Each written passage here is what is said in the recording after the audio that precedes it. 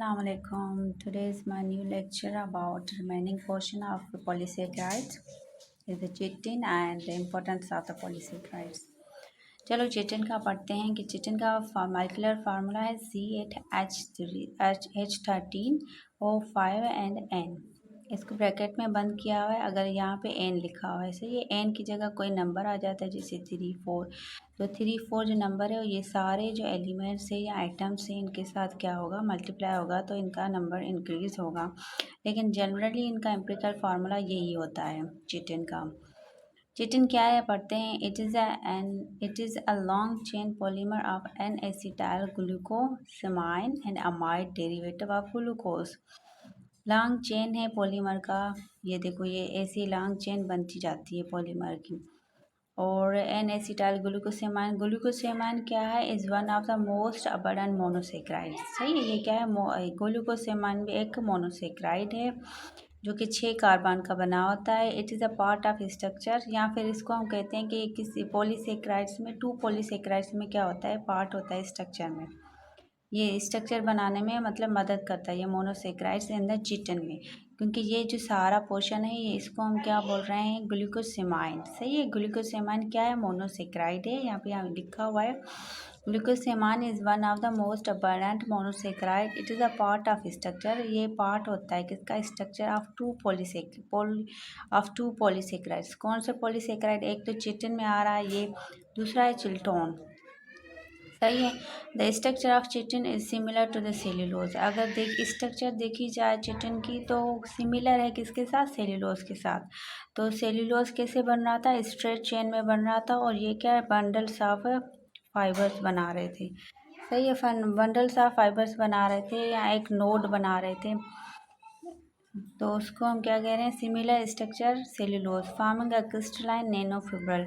नैनोफिब्रिल हम उसको बोलते हैं जो प्योर फॉर्म में हो, जैसे सेल्यूलोज भी प्योर फॉर्म में है। जैसे कार्बोहाइड्रेट में अगर कोई पूछता भी है तो कौन सा प्योर फॉर्म है, तो सेल्यूलोज है और पेपर है। सही है। Functionally it is a comparable to keratin protein. अगर चिटिन का फंक्शन देखें तो वो केराटिन प्रोटीन के साथ रिजेंबल करता है। कैसे कि केराटिन पार्ट हमारे स्किन में होता है, अपर लेयर ऑफ केराटिन होता है, क्योंकि वो केराटिन प्रोटीन ऐसी होती है जो पानी को जिस्म के अंदर जाने से रोकती है। इसीलिए तो चिटिन का भी यही फंक्शन है, ये मतलब प्रोटेक्ट करती है बॉडी को the external environment. Chitin is modified polysaccharides contain nitrogen. Modified इसलिए क्योंकि ये नाइट्रोजन भी कंटेन करता है, विच अलो फॉर इंक्रीज्ड हाइड्रोजन बॉन्डिंग। ये मॉडिफाइड फॉर्म क्यों है पॉलीसेक्राइड, क्योंकि ये नाइट्रोजन कंटेन करता है। नाइट्रोजन कंटेन करता है तो फिर इंक्रीज हो जाती है hydrogen bonding between adjacent polymers, giving it more strength. यही जो हाइड्रोजन बॉन्डिंग की वजह से इस पॉलीमर को ज़्यादा से ज़्यादा स्ट्रेंथ मिलती है। ये देखो, ये है, यहाँ पे हाइड्रोजन और नाइट्रोजन का बॉन्ड बन रहा है। ऐसे ही अगर दूसरा ग्लूकोसामाइन यहाँ से लगता है तो यहाँ पे ये हाइड्रोजन की बॉन्डिंग बन रही है, यहाँ पे हाइड्रोजन की बॉन्डिंग बन रही है, तो इसलिए ये क्या, इसमें स्ट्रेंथ ज़्यादा आ जाती है। In its pure and unmodified form of chitin is translate. अब प्योर की बात कर रहा है, अनमोडिफाइड मतलब उनकी कोई मॉडिफिकेशन नहीं है, बस ऐसे ही बना हुआ है। चिटिन का है ना, वो होता है ट्रांसल्यूसेंट। ट्रांसल्यूसेंट हम उसको कहते हैं कि सम लाइट को अलो करता है कि वो पास हो जाए उस चिटिन से। प्लायबल का मतलब है वो फ्लैक्सीबल हो, इजीली बेंट हो जाए, उसको हम प्लायबल कहते हैं। सही है। रेजिलेंट, ये स्ट्रक्चर बता रहा है pure form of unmodified chitin की। रेजिलेंट क्या है, एनिमल एबल टू विथड्रॉ और recover quickly from the difficult condition. अगर एनिमल आ जाता है किसी के पास, कोई डेंजर या फिर प्रे वगैरह आ जाते हैं, तो उनकी जो वेंट्रल बॉडी का पार्ट है, जो सॉफ्ट पार्ट है, वो एक्सपोज है, तो ये इसी चिटिन की वजह से ये रिकवर कर जाता है अपनी बॉडी और अपने आप को छुपा लेता है अपने शेल में, क्योंकि ये ज़्यादातर जो है ना इंसेक्ट्स में पाया जाता है। और जो टॉर्टॉइज है उसका जो भी है वो कवर बना होता है, शेल बना होता है, वो भी चिटिन का बना होता है। अगर कोई भी डेंजर आ जाता है ना, तो वो उसका जो हेड पोर्शन है वो सॉफ्ट होता है, तो वो अपना हेड उससे शेल में कवर कर देती है। And quite tough in most arthropods, ये आर्थ्रोपोड्स की बात कर रहा है कि उसमें ज़्यादा टफ होता है, but it is mostly found in modified farm such as proteinaceous matrix farm exoskeleton of insects. ये है कि क्वाइट टफ होता है आर्थ्रोपोड्स में, मतलब इससे भी सख्त होता है सही है। But in mostly found modified form, modified form में क्यों फार्म होता है, क्योंकि वहाँ पे प्रोटीनियस का मैट्रिक्स उसमें चिटिन में फार्म होता है, जो कि एक्सोस्केलेटन ऑफ इंसेक्ट्स में पाया जाता है। With calcium carbonate in the shell of molluscs, अगर चिटिन की बात की जाए तो चिटिन का मॉलिक्यूलर फार्मूला ये है, उसके साथ प्रोटीनियस मैट्रिक्स आ रहा है तो वो इंसेक्ट्स का एक्सोस्केलेटन है। अगर इस चिटिन के साथ कैल्शियम कार्बोनेट आ रहा है तो वो मोलस्कस का शेल्स बनाएंगे, करस्टिशियंस का बनाएंगे। Composite material is much harder and stiffer than pure chitin. ये कह रहा है जो कंपोसाइट मटेरियल है, मतलब ये जो यहाँ पे जो हम मिक्सिंग कर रहे हैं वो ज़्यादा हार्डर होता है, यहीं स्टफर मतलब सख्त होता है as compare to pure chitin. Pure chitin के बारे में यहाँ पे बताया है कि अनमोडिफाइड होता है। मॉडिफाइड वो होता है जिसमें दूसरे पार्ट भी हिस्सा लेते हैं, जैसे प्रोटीनस और कैल्शियम कार्बोनेट। अगर प्योर की बात की जाए तो वो ट्रांसल्यूसेंट, प्लायबल और रेजिलेंट होता है। प्लायबल का मतलब ही ये है कि वो इजीली बेंड हो जाए या फ्लेक्सिबल हो जाए। तो प्योर चिटिन ना तो इंसेक्ट्स में मिलती है, ना ही मोलस्कस में मिलती है, ये क्या है मिक्सचर में बनती है।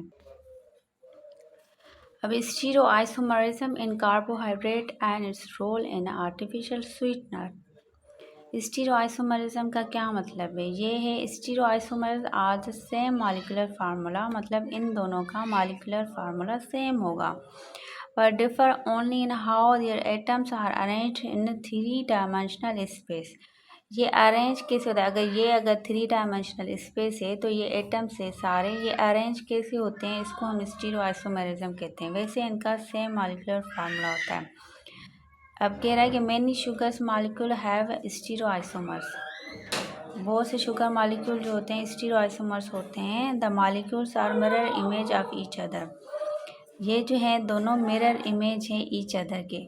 अगर इनका डिफरेंस देखा जाए तो इनका नाम है D glucose right hand and sugar.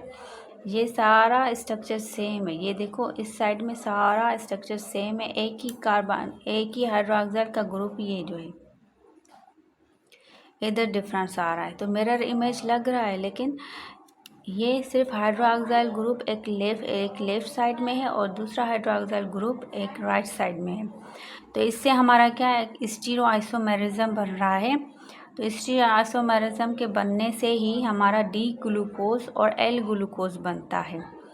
सही है, इसको लेफ्ट हैंड, एल ग्लूकोज को हम लेफ्ट हैंडेड शुगर कहेंगे और डी ग्लूकोज को हम राइट हैंडेड शुगर कहेंगे। यहाँ देखो, यहाँ पे भी हाइड्रोजन, यहाँ पे भी हाइड्रोजन, ये हाइड्रोक्साइल, ये रहा हाइड्रोजन हाइड्रोजन, ये हाइड्रोक्साइल ग्रुप, यहाँ पे हाइड्रोजन आ जाता है और इसका लेफ्ट हैंड साइड में हाइड्रोक्साइल ग्रुप चले जाता है। यही है stereo isomerism, same structure with a mirror image but only difference in a 3-dimensional space how the atom arranged. It is called stereoisomers. आप पढ़ते हैं डी ग्लूकोज और एल ग्लूकोज हमारे बॉडी में कैसे काम करता है और ये हैं क्या। Most of the sugars in our body are right handed, हमारे बॉडी में जो मोस्ट ऑफ शुगर्स मिलती है वो राइट हैंडेड है, मतलब ये वाली। The taste of right handed and left handed sugar are the same, अगर टेस्ट की बात की जाए तो सेम होती है टेस्ट भी। प्रोटीन इंजाइम्स, अगर जो प्रोटीन इंजाइम्स है are also right handed and left handed.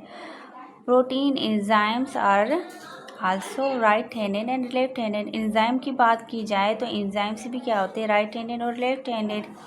The enzymes which are present in our body are right handed, क्योंकि मोस्ट ऑफ द शुगर भी हमारे राइट हैंडेड है तो एंजाइम्स भी हमारे बॉडी में राइट हैंडेड होंगी। सही है, the right handed enzyme metabolise right handed sugars only. अगर राइट हैंडेड हमारे पास शुगर है तो राइट हैंडेड एंजाइम है, तो राइट हैंडेड एंजाइम ही राइट हैंडेड शुगर को क्या करेंगी, मेटाबोलाइज करेंगी। They are unable to digest और मेटाबोलाइज लेफ्ट हैंडेड शुगर। मतलब उस एंजाइम के पास ऐसा पावर नहीं है या फिर ऐसी स्ट्रक्चर नहीं है जो डी शुगर को भी मेटाबोलाइज करे और एल शुगर को भी मेटाबोलाइज करे। तो डी शुगर वाली जो एंजाइम है वो एल शुगर को मेटाबोलाइज नहीं करेगी। The artificial sweeteners which are used by diabetic patients usually are left-handed sugar। Artificial sugar वही यूज़ करते हैं जो डायबिटिक पेशेंट्स होते हैं, हम भी शायद करते हैं, लेकिन ये डायबिटिक पेशेंट के बारे में बोल रहा है। वो जो ज़्यादातर होती हैं वो लेफ्ट हैंडेड शुगर्स होती हैं। These sugars have the same mass same sweetness but have a zero calories. ये बात है कि आर्टिफिशियल स्वीटनर्स में हमें ज़ीरो कैलोरीज मिलती है, हालांकि डी ग्लूकोज में शायद कैलोरीज हैं, जो इसमें बोल रहा है कि इसमें ज़ीरो कैलोरीज है। मतलब कैलोरीज का मतलब है हमारे पास एनर्जी कोई भी नहीं होती है, एज जस्ट हम स्वीटनेस की वजह से हम ऐसे एल शुगर को लेते हैं, आर्टिफिशियल शुगर को लेते हैं। These sugars are not digested in our body because all of our enzymes are right-handed and they are specific to break down the right-handed sugar। ये कह रहा है कि ये जो शुगर्स होती हैं, जो एल शुगर्स होती हैं, जो आर्टिफिशियल शुगर्स होती हैं, वो हमारे बॉडी में डाइजेस्ट नहीं होती। क्यों नहीं होती? क्योंकि हमारे बॉडी में जो शुगर मिलती है वो डी शुगर है और डी एंजाइम्स हैं। एंजाइम्स आर राइट हैंडेड और एंजाइम्स भी क्या है, सारी राइट हैंडेड है। वो अपने काम को लेके स्पेसिफिक हैं, वो ब्रेक डाउन भी वही करेंगी जो राइट हैंडेड शुगर होगी।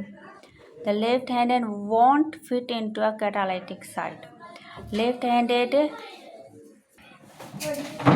The left handed vote fit into a catalytic site. अब लेफ्ट हैंडेड जो शुगर है वो हमारी एंजाइम जैसे राइट हैंडेड एंजाइम है, उसके कैटालाइटिक साइट को हम क्या बोलते हैं, एक्टिव साइट बोलते हैं। वहाँ पे वो क्या फिट ही नहीं होती। Consequently there will be a no break down of this sugar. मतलब रिजल्ट में क्या होगा कि वो ब्रेक डाउन ही नहीं होगी शुगर, और no metabolism and no calories. कोई भी मेटाबॉलिज्म नहीं होगा और कोई भी हमें एनर्जी नहीं मिलेगी। इसी वजह से ये कह रहा है कि मतलब आर्टिफिशियल शुगर से हमें एनर्जी इसलिए नहीं मिलती क्योंकि वो ब्रेक डाउन ही नहीं होती, उनके पास एंजाइम्स ही नहीं होती। मतलब हमारे बॉडी में उसकी एंजाइम ही नहीं होती जो उसको ब्रेक डाउन करे शुगर को, तो इसलिए हमें कोई भी कैलोरीज नहीं मिलती। सो आज का लेक्चर इतना था। आज पॉलीसेकेराइड्स भी ख़त्म होगा इंशाल्लाह। हम कल प्रोटीन पढ़ेंगे। और do like and subscribe my channel. अगर कोई क्वेश्चन है तो कमेंट करें, शेयर करें। Thank you.